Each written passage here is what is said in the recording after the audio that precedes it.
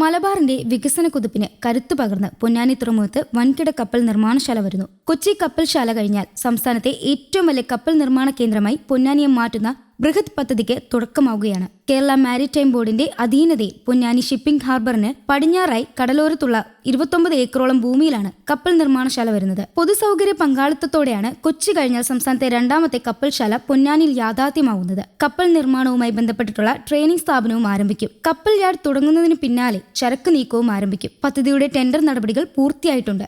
2 ആഴ്ചയ്ക്കുള്ളിൽ കരാർ ഒപ്പുവയ്ക്കൽ നടപടിയിലേക്ക് കടക്കും. ആദ്യമായി ചെറുകിട കപ്പലുകൾ നിർമ്മിക്കാനുള്ള പദ്ധതിയാണ് നടപ്പാക്കുക. ഇതിന്റെ ഭാഗമായി അഴിമുഖത്ത് വാർഫും നിർമ്മിക്കും. പുലിമൂട്ടിനോട് ചേർന്ന് പഴയ ജങ്കാർ ജെട്ടിക്ക് സമീപമാണ് വാർഫ് നിർമ്മിക്കുക.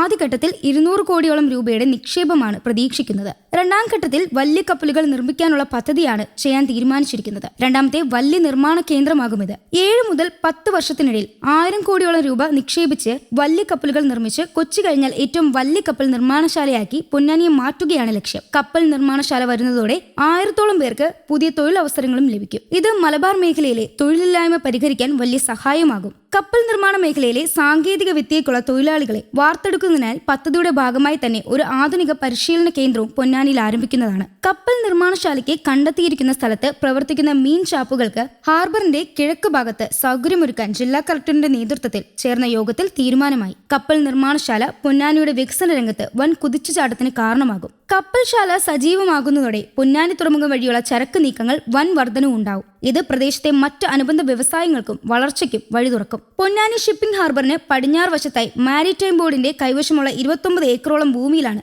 ഈ വ്യവസായം സാമ്യൂജ്യം ഉയരുന്നത്. പുലിമൂട്ടിന് ചേർന്ന് പഴയ ജങ്കാർ ജെട്ടിക്ക് സമീപമുള്ള പ്രദേശമാണ് വാർഫിനും അനുബന്ധ പ്രവർത്തനങ്ങളുമായി കണ്ടെത്തിയിരിക്കുന്നത്. അതേസമയം ഇന്ത്യയിലെ ഏറ്റവും വലിയ ട്രാൻസ്ഷിപ്മെന്റ് ഹബ്ബായി മാറുന്നതിനുള്ള വികസന പ്രവർത്തനങ്ങൾക്ക് വിഴിഞ്ഞം അന്താരാഷ്ട്ര തുറമുഖം തുടക്കം കുറിക്കുകയാണ്. 3 വർഷത്തിനുള്ളിൽ നിലവിലുള്ള കണ്ടെയ്നർ കൈകാര്യം ചെയ്യാനുള്ള ശേഷി 5 ഇരട്ടിയായി കൈവരിക്കും. 10,000 കോടി രൂപയുടെ വികസനത്തിന്റെ രണ്ടാം ഘട്ടം 2018 പൂർത്തിയാകുമ്പോൾ വാർഷിക കണ്ടെയ്നർ കൈകാര്യം ചെയ്യൽ ശേഷി 1 ദശലക്ഷം E2 നിന്ന് 5 ദശലക്ഷം E2 ആയി ഉയരും. എസ്റ്റിമേറ്റിനേക്കാൾ കൂടുതൽ വികസനം വിഴിഞ്ഞത്ത് ഉണ്ടാകും. ഔദ്യോഗിക ഉദ്ഘാടനം 24 നടക്കുമെങ്കിലും വിഴിഞ്ഞത്തിന്റെ രണ്ടാം ഘട്ടത്തിന്റെ നിർമ്മാണ പ്രവർത്തനങ്ങൾ കഴിഞ്ഞ നവംബറിൽ ആരംഭിച്ചു. രണ്ടാം ഘട്ട വികസന വിഴിഞ്ഞം തുറമുഖത്തെ ഒരു സാധാരണ കണ്ടെയ്നർ ടെർമിനൽ എന്നതിനപ്പുറം കയറ്റുമതി, ഇറക്കുമതി മേഖലകളിൽ മുൻതൂക്കം നേടാൻ പ്രാപ്തമാക്കും.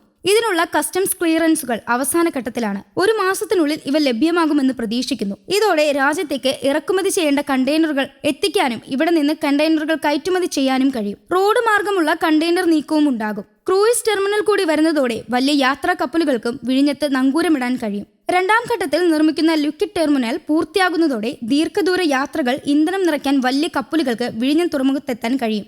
നിലവിൽ വലിയ തുറമുഖങ്ങളിൽ മാത്രമേ ഈ സൗകര്യം ലഭ്യമാകൂ. ഇത് സംസ്ഥാനത്തിന്റെ നികുതി വരുമാനത്തെ ഗണ്യമായി സഹായിക്കും. തെക്കുകിഴക്കൻ ഏഷ്യയിൽ നിന്ന് യൂറോപ്പിലേക്ക് യാത്രകൾ അന്താരാഷ്ട്ര കപ്പൽ പാതയ്ക്ക് സമീപത്ത് നിന്ന് ഇന്ധനം നിറയ്ക്കാൻ സൗകര്യപ്രദമായതിനാൽ കൂടുതൽ കപ്പലുകൾ വിഴിഞ്ഞത്തെ ആശ്രയിക്കും. News desk Kerala Kaumudi.